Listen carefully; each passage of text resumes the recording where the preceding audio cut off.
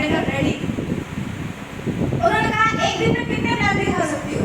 मैंने कहा आप बताओ कितने दिखाने चाहिए। एक कंपनी तो बोलती है 3 दिखाने चाहिए, आप जितनी जल्दी सफल होना चाहते हो प्लान के नंबर उतने बढ़ा दो। मैंने कहा सर 10 दिखाऊंगी, मैं 10 दिखाऊंगी, मुझे 1 लाख रुपए महीने में चाहिए, 1 लाख रुपए महीने का चाहिए। उसके बाद से पापा क्या कहते थे मैं नहीं सुनती थी, क्योंकि पापा को वेस्टीज का पता, उत्तम सर को वेस्टीज का पता था, क्योंकि वो 1 लाख रुपए वेस्टीज में कमा रहे थे।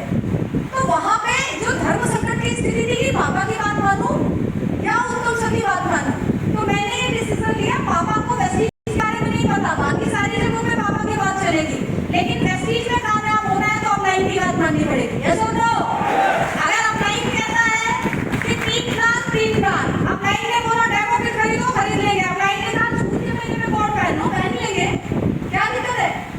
आपका रिलेटिव थोड़ा बोलेगा।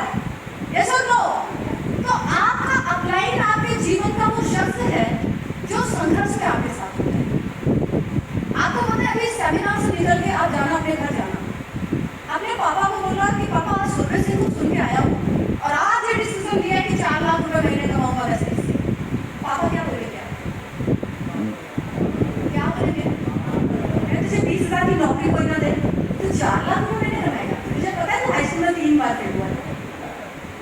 आज जाके अपनी वाइफ को बोलिएगा कि आज सेमिनार अटेंड करके आया हूँ और मैंने डिसाइड किया अगले 1 साल के अंदर ऑडी कार खरीदूंगा। वाइफ क्या बोलेगी? वाइफ बोलेगी तो और ऑडी कार टूटी बाइक से तो इतने साल से चला रहे हो, मेरे पापा ने जो दहेज में दी थी वो बाइक तक नहीं बदल पाए हो तो और ऑडी कार।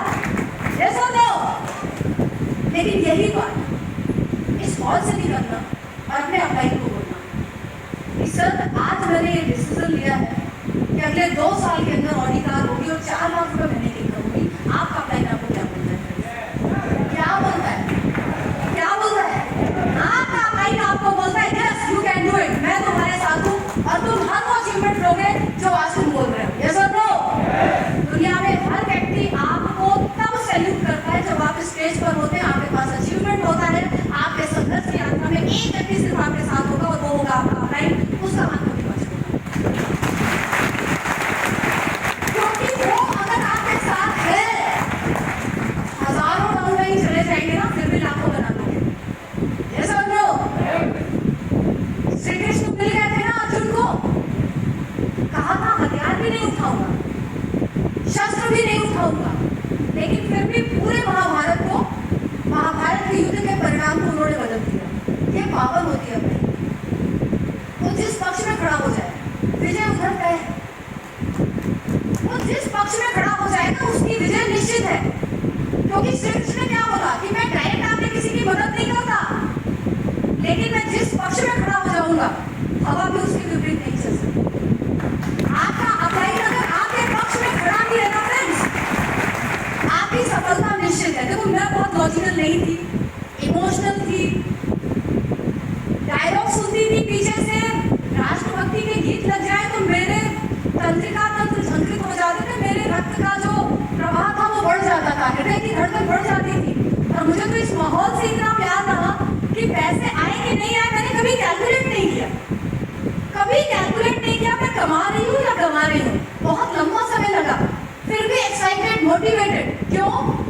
क्योंकि मुझे ये एनवायरनमेंट पसंद था, मुझे ये माहौल पसंद था, और इस माहौल जैसा माहौल आपको दुनिया में कहीं नहीं मिल सकता, दुनिया में कहीं नहीं मिलेगा। मुझे हाउस फंड करना था फ्रेंड्स, हाउस फंड 1 महीने किया था, दूसरा महीना मेरा सेकंड मंथ था हाउस फंड का।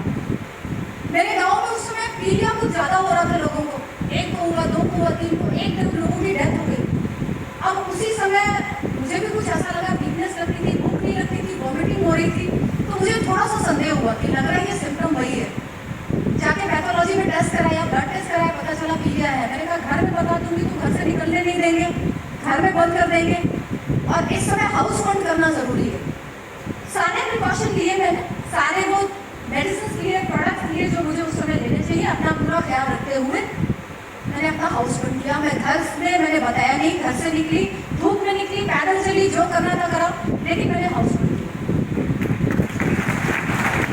सफलता आपकी जिम्मेदारी है, आपको दीवाना बनना पड़ेगा, कोई और नहीं आएगा।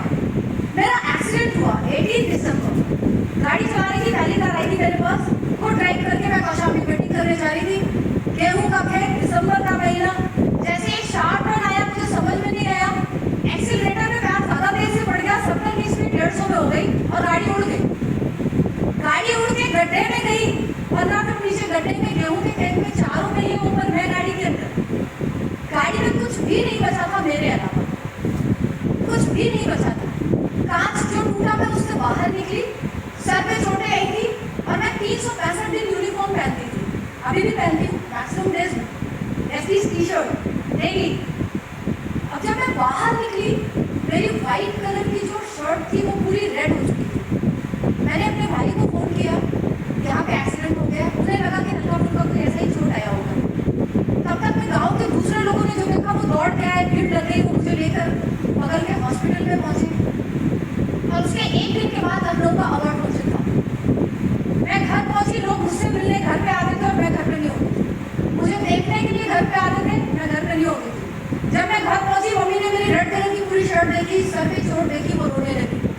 और एक दिन के बाद जब सुबह 4 बजे मैं उठी, मैं अपने से उठ नहीं पाती थी। मुझे मेरे पूरे बैक में इतना ज़्यादा जंग लगा था कि मुझे उठने बैठने में भी दिक्कत होती थी। और मैं रेडी होने लगी ना लखनऊ अवार्ड फंक्शन जाने के लिए, मेरी मम्मी मेरे पास आई, वो रोने लगी।